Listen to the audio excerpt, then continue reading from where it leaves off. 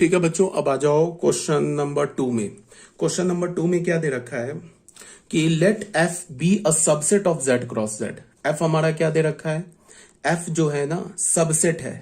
अब ये F relation भी हो सकता है, फंक्शन भी हो सकता है। अभी हम लोग स्टार्ट में रिलेशन मानेंगे बिकॉज ऐसे तुम देखो जितने भी फंक्शन होंगे ना सारे फंक्शन रिलेशन होंगे, ठीक है, बट सारे रिलेशन फंक्शन नहीं होंगे। अगर मैंने एफ को बोल दिया फंक्शन तो एफ रिलेशन तो है ही, बट रिलेशन फंक्शन हो जाएगा इसकी गारंटी नहीं लेंगे। तो इसका क्या मतलब होगा कि function always imply relation, but relation may imply function, may not imply function, but function always imply relation. ठीक है, तो यहां पे क्या बोल रहा है, let f be the subset of Z cross Z. F जो हमारा जेड क्रॉस जेड का सबसेट है डिफाइंड बाई, ठीक है, एफ जेड क्रॉस जेड का सबसेट है। इसका मतलब कि जो भी हमारा रिलेशन या फंक्शन है वो जेड से जेड में, तभी तो वो जेड क्रॉस जेड का सबसेट है। एफ हमारा जेड क्रॉस जेड का सबसेट है। इसका मतलब कि जो फंक्शन है या रिलेशन है उसका पहला सेट भी सेट ऑफ ऑल इंटीजर्स है और दूसरा सेट भी सेट ऑफ ऑल इंटीजर्स है। तो हमने फंक्शन को कैसे लिखेंगे, the set of all a b such that a the set of all a b और ए प्लस बी। इसका मतलब कि ए भी हमारा पहले सेट जेड से होगा और बी भी हमारा जेड से होगा। ए इंटू बी, अगर a plus b, a b का इमेज क्या होगा, ए बी का इमेज क्या होगा, ए प्लस बी होगा, where a b belongs to Z is a function from Z to Z, justify your answer. क्या ये फंक्शन है जेड से जेड में, अपने आंसर को जस्टिफाई करो। अगर हमने ऐसा दिखा दिया पूरे इनफाइनाइट जेड क्या हमारा इंटीजर का सेट है, तो अगर हमने ऐसा दिखा दिया कि इनफाइनाइट इंटीजर्स में से अगर हमने दिखा दिया कि किसी भी दो इंटीजर का इमेज सेम है, अगर हमने ऐसा दिखा दिया तो फिर वो फंक्शन नहीं बचा। तो देख लो हमने क्या लिया, एक एलिमेंट 1 लिया, एक एलिमेंट 6 लिया। तो 1 इंटू 6 क्या होता है 6, ठीक है, और 2 इंटू 3 क्या होता है 6। तो 6 का इमेज क्या आ रहा है 7, 6 का इमेज आएगा ना 1 प्लस 6 7, और 6 का इमेज यहां से क्या आ रहा है 5। तो 6 का इमेज 7 भी है, 6 का इमेज 5 भी है।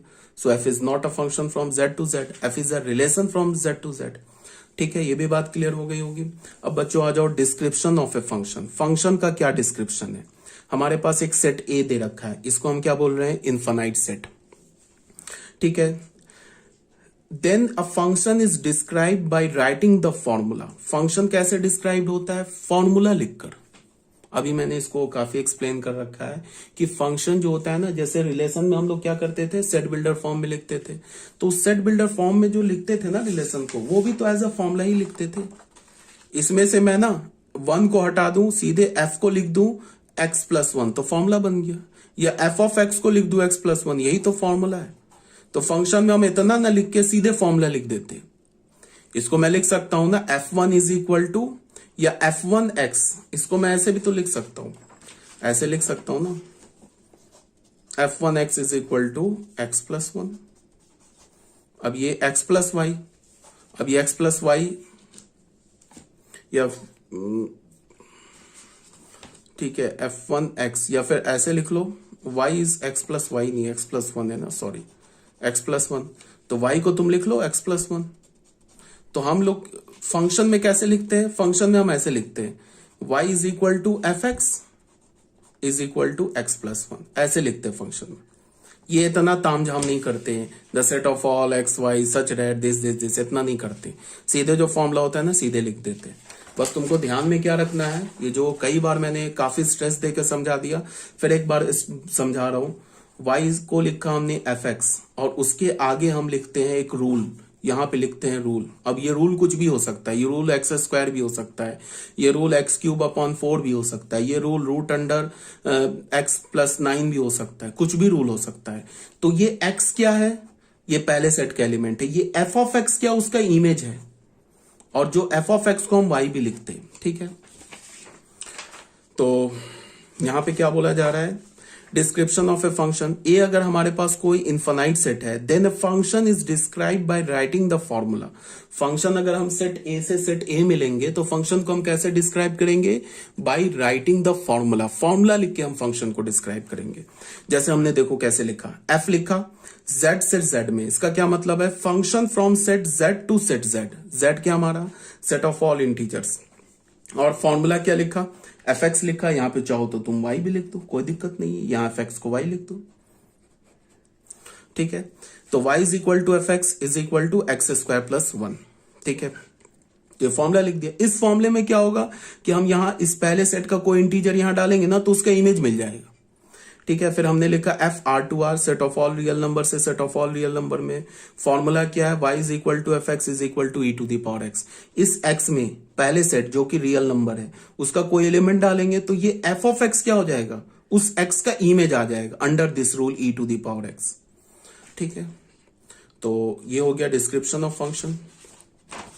अब कुछ क्वेश्चंस है, छोटे मोटे क्वेश्चंस है। देखो ये जो अभी मैं पढ़ा रहा हूं ना, इसमें जो 12th क्लास के जो बच्चे हैं उनको मतलब ये सब आना चाहिए कि मैंने तुम लोग को 12th क्लास में काफी डिटेल से पढ़ा रखा है। सॉरी 11th क्लास में, जो 12th के बच्चे अभी पढ़ रहे हैं उनको बोल रहा हूँ, उनको मैंने 11th क्लास में ये सब छोटी छोटी बात काफी डिटेल से फंक्शन पढ़ा रखा है, तो उनको तो आना ही चाहिए। जो 11th के बच्चे जो वीडियो देख रहे हैं उनके लिए नया है, इसीलिए मैं इतना एक्सप्लेन कर रहा हूं, समझा रहा हूं छोटी छोटी बातों को कि कहीं कोई कंफ्यूजन ना क्रिएट हो जाए। बहुत बच्चे ऐसे होते हैं ना जिनको कंफ्यूजन रह जाता है, पता नहीं क्यों कंफ्यूजन रह जाता है, बट रह जाता है फंक्शन कंफ्यूजन। तो कोई कंफ्यूजन क्रिएट ना हो जाए उसके लिए बता रहा हूं। तो अब यहां पे क्या हमारे पास क्वेश्चन नंबर 1, क्वेश्चन नंबर 1 क्या हमारा, ठीक है। तुम ऐसे देखो इसको,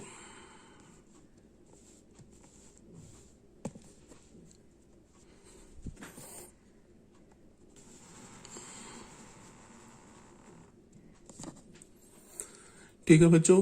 क्वेश्चन नंबर 1 देखो, क्वेश्चन नंबर 1 में क्या है कि हमारे पास एक सेट ए दे रखा है।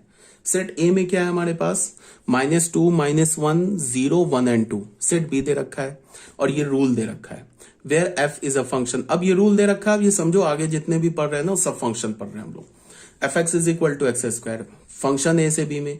Then find the domain and range of F, F और का डोमेन और रेंज निकालो। तो डोमेन तो हमारा पहले ही सेट हो गया, ए सेट हो गया अगर फंक्शन है तो।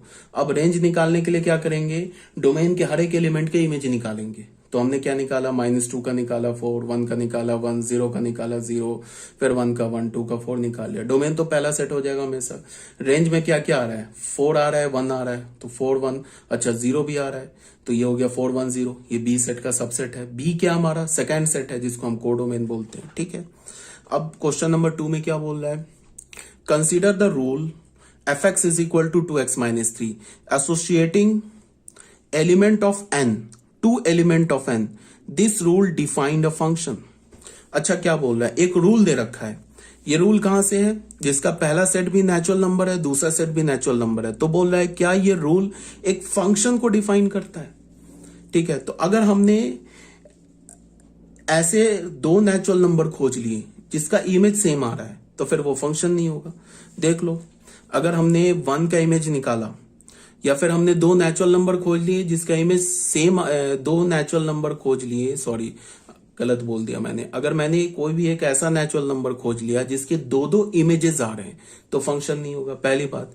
या अगर मैंने ये देख लिया, ये प्रूफ कर दिया कि ये दिखा दिया मैंने कि नेचुरल नंबर का कोई एक ऐसा एलिमेंट है जिसका इमेज नहीं मिल रहा है, तो भी वो फंक्शन नहीं है, बिकॉज हमारा जो फंक्शन है वो नेचुरल नंबर से नेचुरल नंबर में।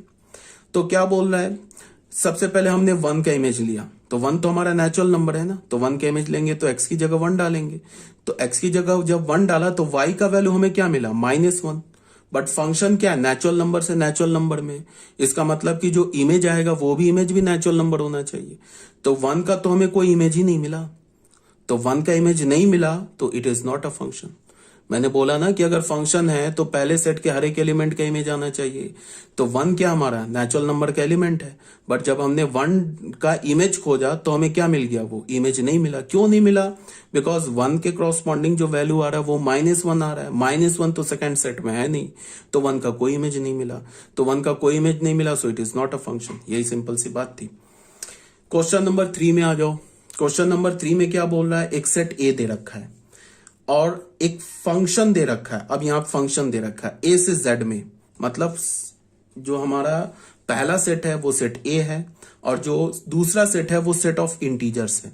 Be given by f x, ये रूल दे रखा है। तो बोल रहा है कि रेंज निकालो। अब फिर यहां पे क्या बोल रहा है, pre image of 6 minus 3 and 5 निकालो। इमेज नहीं बोल रहा है, प्री इमेज बोल रहा है। ठीक है, प्री इमेज का क्या मतलब है कि y का वैल्यू गिवन है, अब तुमसे x का वैल्यू पूछ रहा है क्या है। और हम लोग क्या करते थे, इमेज निकालने के लिए क्या करते थे, x का वैल्यू हमें गिवन होता था पहले सेट से और उसके क्रॉसपॉन्डिंग हम y का वैल्यू निकालते थे दूसरे सेट से।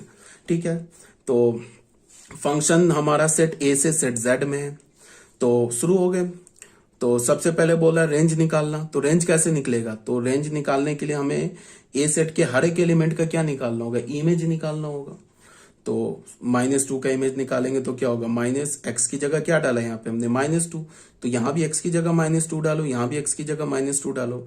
तो -2 डालोगे तो 5 आ जाएगा। -1 का इमेज निकालोगे 0, 0 का इमेज निकालोगे -3, फिर 1 का इमेज निकालोगे तो 4 और फिर 2 का इमेज निकालोगे तो क्या आ जाएगा, 2 का इमेज आ जाएगा -3। 2 का इमेज आ रहा है हमें -3। ठीक है, तो ये हमने लिख दिया फंक्शन को ऑर्डर पेयर में, ये हो गया हमारा फंक्शन। अब अगर रेंज की बात होगी तो रेंज के लिए क्या करो, हर एक ऑर्डर पेयर के पास जाओ, उसका सेकंड एलिमेंट का सेट बना दो, तो वो रेंज हो गया। रेंज हो गया, क्या हो गया, 5 0 -3 4। ठीक है, तो ये रेंज जो है ये हमारा सबसेट है जेड का, सेकंड सेट का होता है सबसेट, हो गया जेड का। जेड क्या हमारा कोडोमेन है। तो ये हो गया हमारा पहला क्वेश्चन सॉल्व। दूसरे में क्या बोला है, प्री इमेज ऑफ 6 -3 एंड 5। 6 -3 और 5 का प्री इमेज निकालो, मतलब ये 6 क्या गिवन है, y गिवन है और हमसे बोल रहा है x निकालो। ठीक है, तो उसके लिए क्या बोला, हमने मान लिया कि let x be the pre image of 6। हमने मान लिया कि x जो है ना वो 6 का प्री इमेज है। तो इसका मतलब क्या है, फंक्शन में x रखेंगे तो 6 आ जाएगा। जैसा अगर मैं बोलूं ना कि 1 का प्री इमेज, 1 का इमेज 2 है, तो फंक्शन में 1 रखेंगे तो 2 आ जाएगा। अगर मैंने बोला कि 3 का इमेज 5 है, तो फंक्शन में 3 रखेंगे तो 5 आ जाएगा। तो हमने 6 का प्री इमेज क्या मान लिया, x, तो फंक्शन में x रखेंगे तो 6 आ जाएगा। तो देखो f ऑफ x किसके इक्वल हो जाएगा, 6 के। अब f ऑफ x का फॉर्मूला क्या दे रखा है, ये क्वाड्रेटिक दे रखा है, यहां डाला 6 के इक्वल है। क्वाड्रेटिक को सॉल्व जब हमने किया तो हमें क्या मिल गया, x का वैल्यू 1 ± √10। तो x की वैल्यू हमें क्या मिली, 1 ± √10। और ये x कहां से आएगा, ये तो फर्स्ट सेट से आएगा। बट फर्स्ट सेट में देख लो ऐसा तो कोई एलिमेंट ही नहीं है, ऐसा तो कोई एलिमेंट ही नहीं है। फर्स्ट सेट का तो एलिमेंट -2 -1 0 1 2 है। इसका क्या मतलब हुआ, इसका ये मतलब हुआ कि 6 का कोई प्री इमेज एग्जिस्ट नहीं करेगा। तो तुरंत कोई जो उसमें होशियार बच्चा होगा बोलेगा कि अरे ये तो फंक्शन ही नहीं है। तो फिर उसको मैं बोलूंगा कि कहाँ मैंने बोला है कि सेकंड सेट के हर एक एलिमेंट का प्री इमेज एग्जिस्ट करना चाहिए, तो मैंने बोला ही नहीं है। फंक्शन के लिए मैंने क्या बोला कि फर्स्ट सेट के हर एक एलिमेंट का इमेज आना चाहिए। सेकंड सेट का तो कोई एलिमेंट छूट भी सकता है जिसका कोई प्री इमेज ना हो। ठीक है ना, तो 6 का कोई प्री इमेज नहीं आया, मतलब कि पहले सेट का जो एलिमेंट है ना, वो पहले सेट का कोई भी एलिमेंट 6 से रिलेटेड नहीं है। ठीक है, आगे बात समझ में। फिर क्या बोल रहा है, -3 का प्री इमेज निकालो। तो फिर हमने मान लिया कि -3 का प्री इमेज x है, तो f ऑफ x क्या होगा, -3। तो f ऑफ x को -3 के इक्वल रखा, फिर ये क्वाड्रेटिक आ गया, -3 हो गया।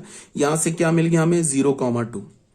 तो इसका क्या हुआ कि -3 के 2 प्री इमेजेस आ गए, एक तो 0 और 2। तो फिर इसमें कोई बच्चे को प्रॉब्लम होगा कि 2 कैसे आ गए, तब तो ये फंक्शन ही नहीं है। अरे प्री इमेज 2 आ सकता है, प्री इमेज तो एक एलिमेंट का 1000 भी आ सकता है, तो भी वो फंक्शन हो जाएगा, बट इमेज एक आएगा, यूनिक आना चाहिए। तो -3 क्या हो गया, -3 के करस्पॉन्डिंग प्री इमेज 0,2 आ गया। इसका क्या मतलब है कि जो सेट ए है ना, ये सेट ए, इसका 0, ये 0 किससे रिलेटेड है, -3 से। ये तो -3 तो सेकंड सेट में होगा ना, तो 0 भी -3 से रिलेटेड है और 2 भी जो है वो भी -3 से रिलेटेड है, अंडर द फंक्शन है। ठीक है, फिर हमने क्या किया, 5 का बोला प्री इमेज निकालो, फिर एफ एक्स को 5 के इक्वल किया। तो एफ एक्स को जब हमने 5 के इक्वल किया तो फिर ये क्वाड्रेटिक आ गया, तो यहां से हमें क्वाड्रेटिक का वैल्यू क्या मिला, 4 and -2। ठीक है, तो 4 जो है ना वो सेट ए का तो एलिमेंट है नहीं, देख लो 4 तो सेट ए का एलिमेंट नहीं है। प्री इमेज जो आएगा वो तो सेट ए में से आएगा ना, तो 4 तो है नहीं, -2 है। तो इसका क्या मतलब हो गया कि 5 का प्री इमेज -2 हो गया। ठीक है, इसका मतलब कि -2 का इमेज 5 हो गया। बहुत बोल दिया। प्री इमेज ऑफ 5 इज -2, तो ये तो बात आ गई समझ में। अब आ जाओ बच्चों इक्वल फंक्शंस। इक्वल फंक्शन हम किसे बोलते हैं? देखो दो फंक्शन इक्वल कब होता है? जब पहला सेट इक्वल हो दोनों फंक्शन का, दूसरा सेट इक्वल हो दोनों फंक्शन का। और बात को सुनो, मैंने बोला कि एक फंक्शन एफ ले लिया और एक फंक्शन जी ले लिया। जनरली फंक्शन को एफ, जी, एच, फाई, साई इस सब से रिप्रेजेंट करते हैं। तो एक फंक्शन मैंने एफ ले लिया, दूसरा फंक्शन मैंने जी ले लिया। तो मैं क्या बोल रहा हूं कि एफ फंक्शन और जी फंक्शन इक्वल कब होगा? पहला कंडीशन, एफ फंक्शन का डोमेन और जी फंक्शन का डोमेन इक्वल होना चाहिए। मतलब क्या है कि पहला सेट दोनों फंक्शन का सेम होना चाहिए। फिर दूसरा कंडीशन, पहले सेट का एफ फंक्शन का कोडोमेन और जी फंक्शन का कोडोमेन इक्वल होना चाहिए। मतलब क्या है कि दोनों फंक्शन का दूसरा सेट भी इक्वल होना चाहिए। ये इतना सफिशिएंट नहीं है फंक्शन को इक्वल करने के लिए, इतना सफिशिएंट नहीं है। अब तीसरा कंडीशन बोल रहा हूं, इसको सुनो। पहले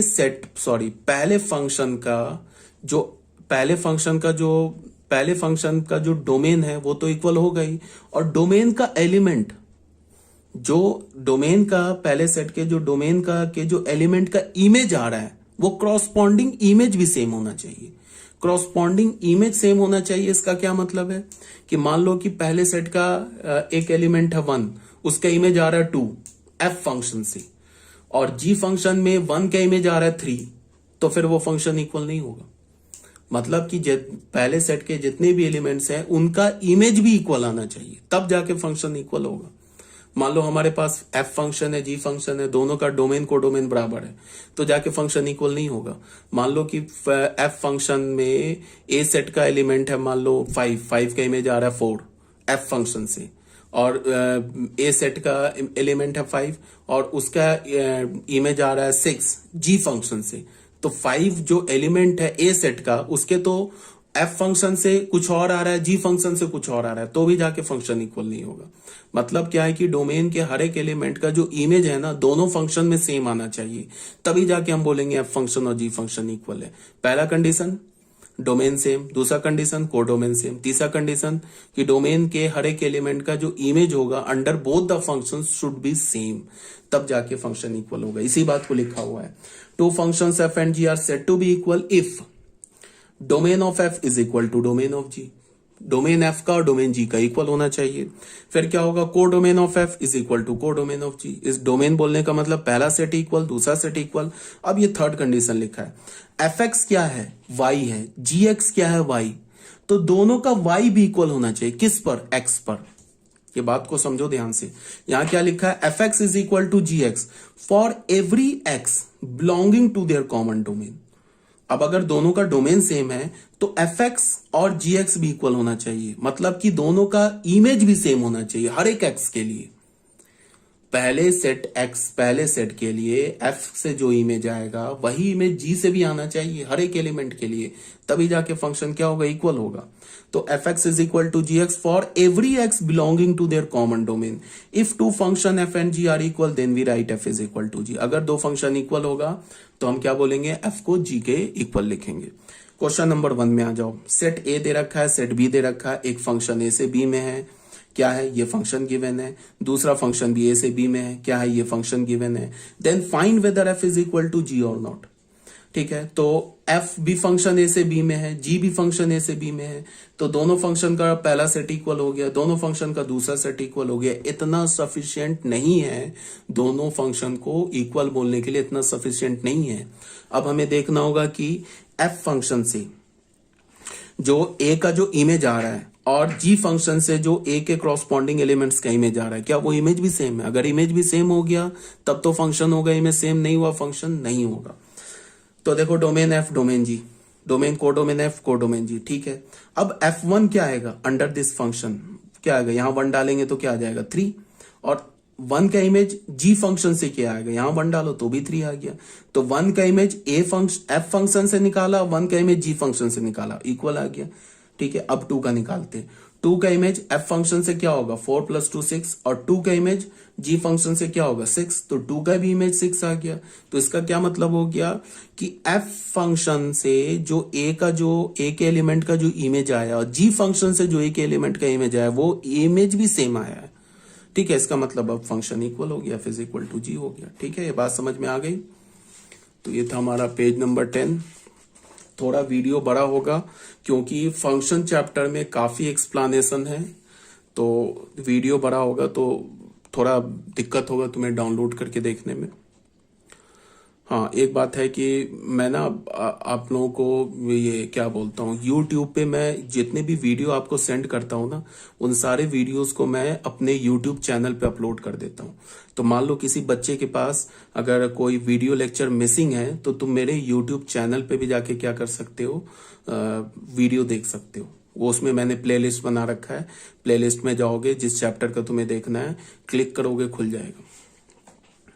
तो इसको थोड़ा ध्यान में रखना। अगर मान लो कि तुम्हारे पास कोई वीडियो मिसिंग है, या फिर अगर तुम्हें प्रॉब्लम आ रही है कि बहुत सारे वीडियोस आ रहे हैं, तुम्हारा स्टोर नहीं कर पा रहे हो, तुम्हारा मोबाइल फुल हो गया, या फिर तुम्हारे पास एक्सटर्नल हार्ड डिस्क नहीं है जिसमें तुम्हें स्टोर नहीं कर पा रहे, तो कोई टेंशन नहीं लेना है। पीडीएफ के लिए तो कोई बहुत बड़ा साइज होता नहीं, एक पीडीएफ 2-4 MB का होता है, तो पीडीएफ तो स्टोर कर सकते हो। ठीक है, उसके बाद भी अगर तुमने पीडीएफ, मैंने क्या बोल रखा है कि तुम्हें पीडीएफ के लिए एक नोटबुक बनानी है जिसपे तुम पीडीएफ लिखोगे। अगर तुमने पीडीएफ कॉपी कर रहे हो, मेरी बात मान के, अगर तुम पीडीएफ 11th क्लास के बच्चों के लिए स्पेशली बोल रहा हूँ, 12th वाले बच्चे अगर पीडीएफ नहीं भी कॉपी करें, क्योंकि 12th वाले बच्चे मैच्योर हो जाते हैं, 11th क्लास के जो बच्चे होते हैं उनके लिए स्पेशली बोल रहा हूँ, बेटा पीडीएफ को लिखो, एक नोटबुक में लिखोगे, बहुत फायदा होगा।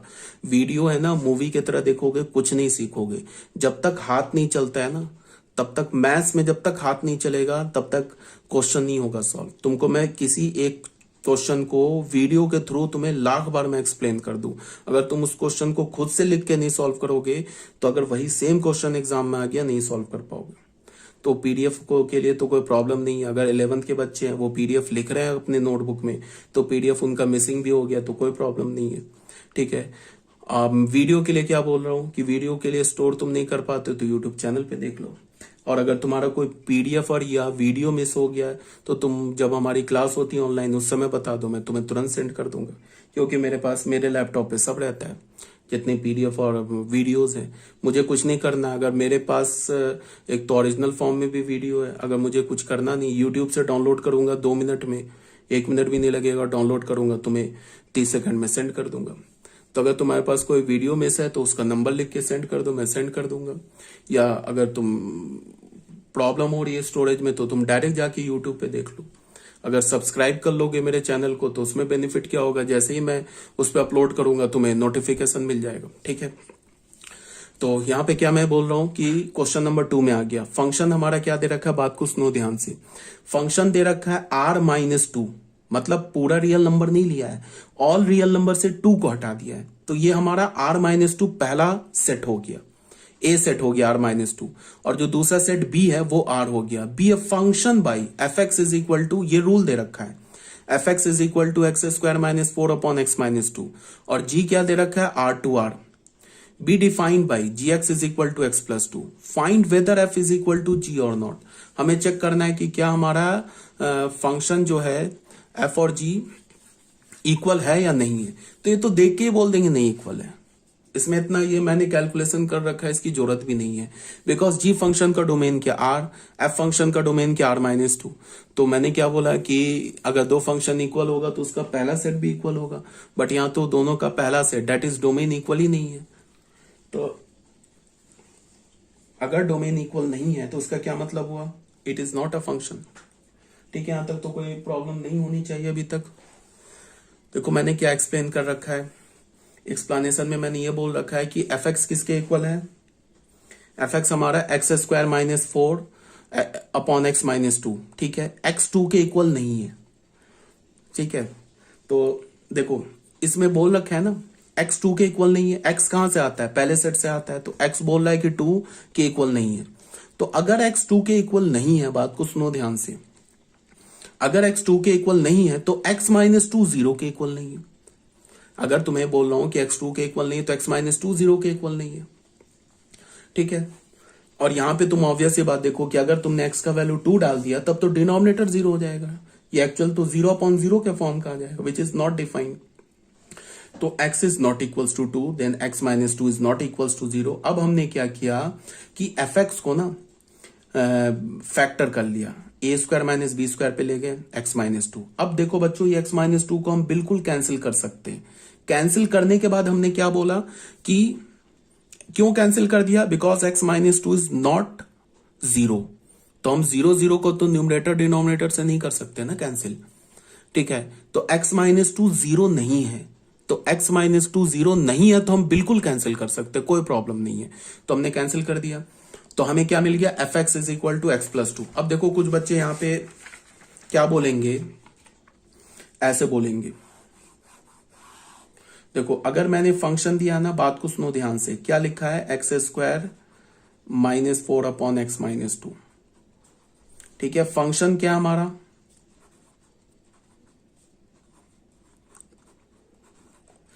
आर माइनस टू से आर में, ठीक है। तो ऑब्वियस सी बात है आर माइनस टू ही होगा, बिकॉज अगर टू डाल देंगे तो ये तो डिफाइंड ही नहीं होगा, ठीक है। अब मैंने क्या बोला, यहां पे एफ एक्स को लिखा x square minus four upon x minus to, और यहां पे मैंने क्या बोल दिया है कि एक्स जो है वो टू के इक्वल नहीं है, implies x minus to zero के इक्वल नहीं है, ठीक है। तो फिर यहां पे मैंने इसको फैक्टराइज किया, तो x minus to x plus two upon x minus to ऐसे लिख दिया, एक्स माइनस टू कैंसिल कर दिया, तो यहां से हो गया x plus two is equal to F x. फिर ये बोल दिया f x is equal to x plus two. अब मेरी बात को सुनो, ये फंक्शन और ये फंक्शन क्या सेम फंक्शन लिखा है, तो बहुत बच्चे बोलेंगे यस, इसका आंसर है नो।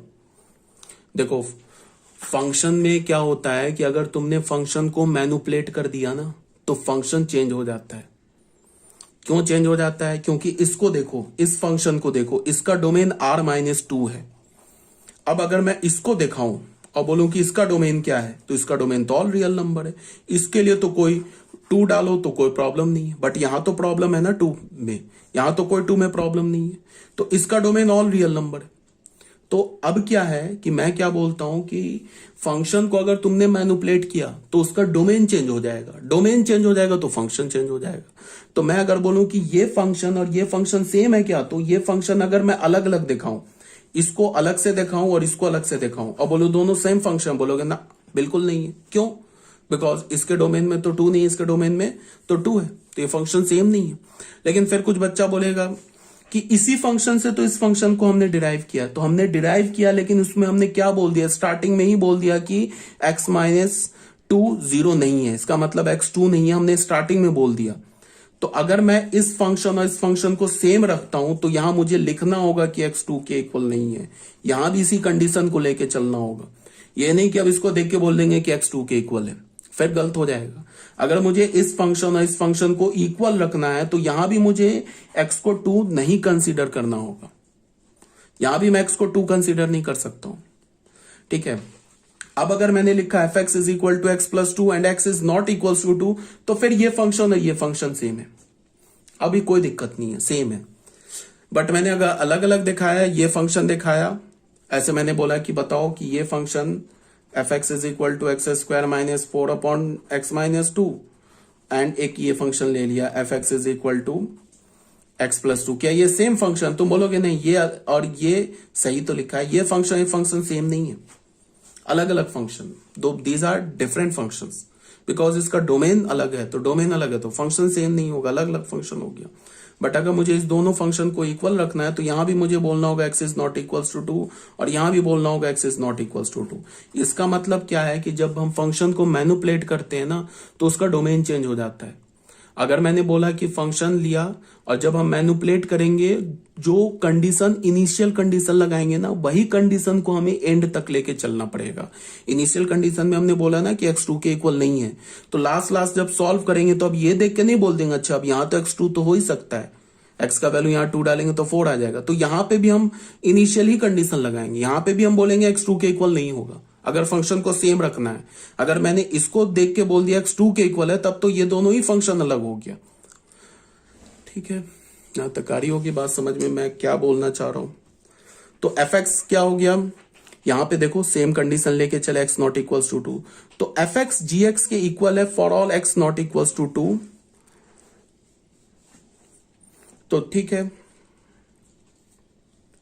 हाँ यहां पे क्या बोला जा रहा है, ये स्टेटमेंट देखो इंपॉर्टेंट है। क्या बोला जा रहा है कि एफ एक्स और जी एक्स इक्वल तो होगा, कब होगा, जब एक्स टू के इक्वल नहीं होगा। एक बात देखो यहां पे क्या है, छोटी छोटी बात है, इसको थोड़ा सा ना देख लो ध्यान से। यहां पे देखो क्या है, फिर से एक बार देखो, एफ एक्स क्या है, x square minus 4 upon x minus 2। यहां पे हमने स्टार्टिंग में क्या बोल दिया, एक्स जो है 2 के इक्वल नहीं है, तो एक्स माइनस 2 0 के इक्वल नहीं है। अब इसको हमने मैनिपुलेट किया तो हमें क्या मिल गया, एक्स प्लस 2 मिल गया। ठीक है, और जी एक्स फंक्शन क्या हमारा, जी एक्स भी एक्स प्लस 2 है। ध्यान से देखो, तो अब कुछ बच्चे क्या देख के बोलेंगे, अच्छा ये एफ एक्स है ये जी एक्स है तो हाँ दोनों इक्वल है। ऐसे नहीं करेंगे, ये जी एक्स फंक्शन दे रखा है, बात को यहीं पे समझना है, यही गलती होती है। ये जी एक्स फंक्शन दे रखा है और ये एफ एक्स दे रखा है। तुम बोलोगे अच्छा इसी एफ एक्स को तो सॉल्व करके लाए, ये एक्स प्लस 2 आ गया, इसको जी एक्स लिख दिया और यहां से इंप्लाई कर दिया कि f x is equal to ji x, तो गलत हो जाएगा। ऐसे लिखेंगे गलत हो जाएगा, ये नहीं होगा। अब अगर तुम इस जी एक्स फंक्शन को देखो, जी एक्स फंक्शन क्या दे रखा है, जी एक्स फंक्शन है एक्स प्लस 2। हमारा एफ एक्स फंक्शन क्या आया, ये भी एक्स प्लस 2 आया, बट यहां पे एक इनिशियल कंडीशन लेके आया कि एक्स जो होगा वो 2 नहीं होगा। समझ रहे हो बात को। अब तुम देखो बात को, अगर तुम एक्स का वैल्यू 2 छोड़ दो, इसके लिए तो 2 होगा ही नहीं, बिकॉज हमने स्टार्टिंग में मना कर दिया ना कि एक्स 2 के इक्वल नहीं है, तो यहां भी एक्स 2 के इक्वल नहीं है, तो इसका मतलब इसमें तो हम 2 डाल ही नहीं सकते, इसमें 2 डाल सकते। अब कोई फिर बोलेगा कि सर डाल तो सकते हैं, 2 डालेंगे तो 4 आ जाएगा, तो मैं बोलूंगा कि अगर तुमने इसमें x का वैल्यू 2 डाल दिया तो इसका मतलब इस फंक्शन का डोमेन आ गया 2 डोमेन में आ गया, तो फिर ये फंक्शन बचा कहां, ये वाला फंक्शन। ये तो तुमने कोई दूसरा फंक्शन लिख दिया, ये तो तुमने क्वेश्चन का जो ओरिजिनल फंक्शन था उसी को हटा के अपने मन से एक फंक्शन दूसरा लिख दिया। तो इनिशियली कंडीशन में लिखेंगे x 2 के इक्वल नहीं है। अब तुम बताओ, अगर हमने x का वैल्यू 2 नहीं लिया तब जाके ये एफ एक्स और जी एक्स इक्वल हो जाएगा। मान लो एक्स का वैल्यू हमने 3 लिया, तो 3 लिया तो g3 और f3 इक्वल होगा। अगर हमने एक्स का वैल्यू 4 लिया, इस फंक्शन जी एक्स उससे भी पहले, जी फंक्शन का डोमेन क्या है, जी फंक्शन का R2R डोमेन है। ठीक है, जी एक्स कैसे डिफाइंड है, जी एक्स डिफाइंड है एक्स प्लस 2। एफ फंक्शन का डोमेन क्या है, R माइनस 2 से R डिफाइंड है। एफ एक्स कैसे डिफाइंड है, ये भी एक्स प्लस 2, तो इसके डोमेन में तो 2 है ही नहीं, इसके डोमेन में है 2। ठीक है, तो अब मैं ये बोल रहा हूं कि अगर तुम 2 को छोड़कर बाकी कोई भी एलिमेंट उठा लो, उसमें उसका इमेज सेम आएगा, एफ और जी से दोनों से सेम आएगा। अगर मैंने एक्स का वैल्यू 3 लिया तो g3 और f3 सेम आएगा। अगर मैंने एक्स का वैल्यू 4 लिया तो g4 और f4 सेम आएगा। बट अगर हमने एक्स का वैल्यू 2 लिया तो यहां पे तो g2 तो 4 आ जाएगा, बट यहां पे f2 डिफाइन नहीं होगा, इसमें नहीं डालेंगे हम, यहां डालेंगे ओरिजिनल जो है, f2 डिफाइन नहीं होगा। तो मैं क्या लिख सकता हूं कि fx जो है ना, ये gx के इक्वल होगा। कब के लिए इक्वल होगा, for all x belongs to r minus 2। 2 को छोड़कर अगर हम बाकी कोई भी डालें तो फिर fx और gx इक्वल हो जाएगा। ठीक है, but x is equal to 2 पर तो fx डिफाइंड ही नहीं है, gx डिफाइंड है, तो फंक्शन तो इक्वल नहीं होगा। हाँ, अब अगर मैं g फंक्शन का भी डोमेन ले लू ना, f से, सॉरी क्या लिख रहा हूं मैं, अगर g फंक्शन का भी मैं डोमेन ले लू ना, r माइनस 2 से 2 ले लू, सॉरी r ले लू, इसका भी डोमेन ले लू ये, और f फंक्शन का भी डोमेन अगर मैंने r माइनस 2 से r ले लू, तब जाके फिर fx और gx इक्वल हो जाएगा। अगर मैं g फंक्शन के डोमेन से भी 2 हटा दूं ना, तब fx और gx इक्वल हो जाएगा। ठीक है, वो समझ में आ रहा होगा। तो यहां पे ये बोल रहा है but fx and gx are have different domain, fx और gx का क्या है, डिफरेंट डोमेन है। तो डोमेन ऑफ f क्या लिखा, r minus 2, domain of g क्या लिखा, f is not equals to g। यहां पे ये क्या लिखा हुआ है, इसको मैंने एक्सप्लेन कर दिया है।